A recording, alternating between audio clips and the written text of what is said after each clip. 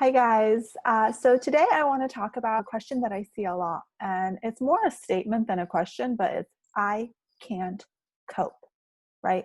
I'm sure all of us feel this way at one moment or another, and we just kind of feel flooded by the emotion. So today I'm going to talk about different ways of thinking about coping and strategies on how to cope in different types of situations. Because actually, research shows that different situations have more optimal forms of coping. So if you use one form of coping in a particular situation, it might not be the best way to go about things as if you used another. Okay, so when we think about coping, two things that are really important is whether the situation that we're reacting to, the situation we're in that's giving us all of these negative emotions we can't cope with, is this situation controllable or is it beyond our control, right?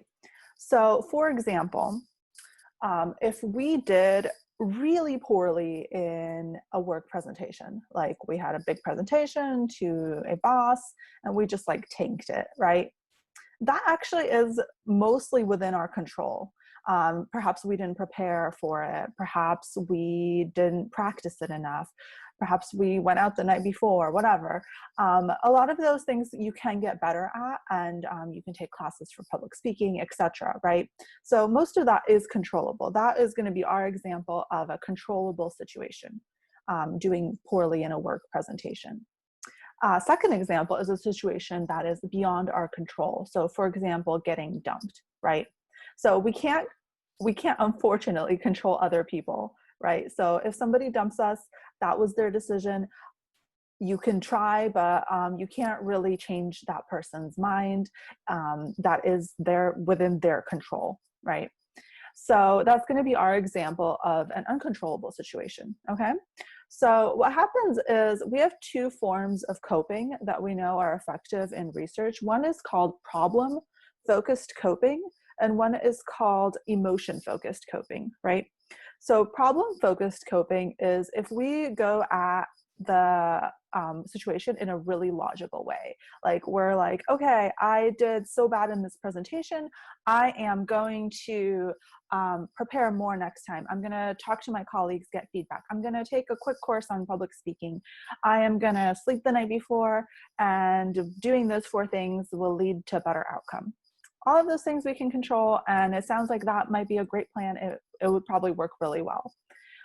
For emotion-focused coping, what we could do with the work presentation situation is that we could think, oh, okay, I'm just going to focus on this negative emotion I feel from having, completely bombed this work situation, and just, like I'm gonna go out drinking with my friends. I'm gonna just like, live it up and completely. Maybe I'm gonna avoid it. That's an emotion-focused response, right? And that doesn't really lead to a good outcome. And what you can see here is that it would lead to this situation cropping up again and again in your life. So if you bomb your work presentation and you don't go at it from a problem-focused approach, and you just use an emotion-focused approach, binging Netflix, even like meditation, which is like a positive emotion-focused approach, the situation will crop up again and again and again, and you're going to have to deal with being poor at work presentations almost your whole life unless you find some way to get better, right? So that's why problem-focused would be better in this situation. But if we use a problem-focused approach to something that we cannot control, like getting dumped, then it gets a little weird, right? So let's think of it this way. Let's say you got dumped and you're like, you know what? I'm not going to take this. I'm going to use a problem-focused approach. So you make a list of the reasons that your girlfriend or boyfriend dumped you, and you try to address all of those, right? You're like, well, they really didn't like my communication style, and they really prefer redheads over blondes. So I'm going to dye my hair and change that communication style and just completely change myself. Like you can't, like, and even if you did all that, there is no guarantee that that would fix the situation, right? So in this instance, it's emotion-focused coping that will work. So when it comes to emotion-focused coping, I would say just think of anything that that makes you feel better, that doesn't have any long-term harm. So, you know, watching a show, like it's okay sometimes if you don't feel well to just kind of watch a show, take your mind off of the issue, and, you know, go on with your life. And it's just to kind of like, you kind of feel like, I don't want to feel this negative emotion. I'm going to distract myself. That's, I mean, it's a decent strategy, right? So what I would advise though is that we do have a lot of emotion focused strategies that are not helpful and negative to our life outcomes.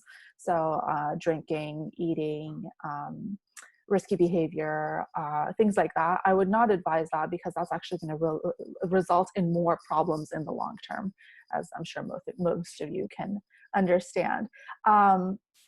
So when we use these approaches, they're more effective in those particular situations. So problem focused, anything we can control; emotion focused, anything that we cannot control.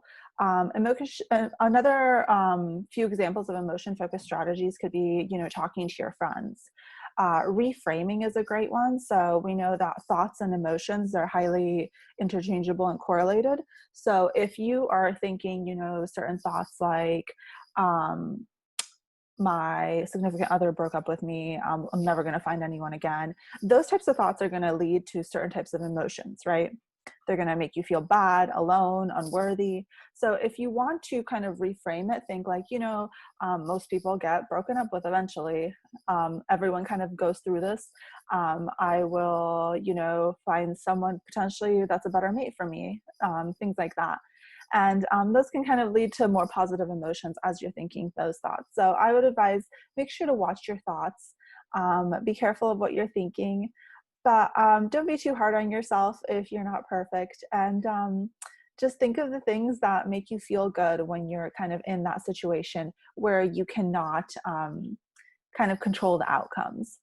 If you're having trouble figuring out if your situation or maybe a situation you're thinking of is a situation you can control or a situation you can't control, and which strategy would be better, feel free to comment below and I'll respond to those.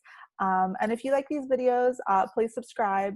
I am a new channel, so I'm hoping that these videos are helpful to some people, and I will see you guys next